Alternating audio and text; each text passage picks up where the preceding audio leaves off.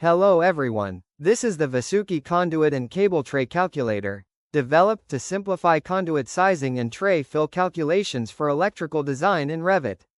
From the Vasuki tab, open the Conduits and Cable Tray Calculator command. Begin by selecting the calculation type, conduit sizing or cable tray sizing, based on your design requirement. Enter the cable details such as cable size, number of runs, and insulation type. The tool automatically evaluates the total cable area. For conduit calculations, the calculator applies standard fill percentage rules to determine the correct conduit size. For cable tray calculations, tray width and depth are evaluated to ensure proper cable spacing and compliance with design standards. The interface dynamically displays only the required inputs, keeping the workflow clean and easy to use. Once the inputs are complete, the results are displayed clearly, showing the recommended conduit size or tray dimensions.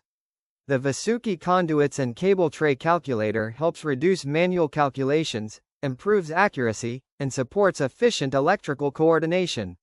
Thank you.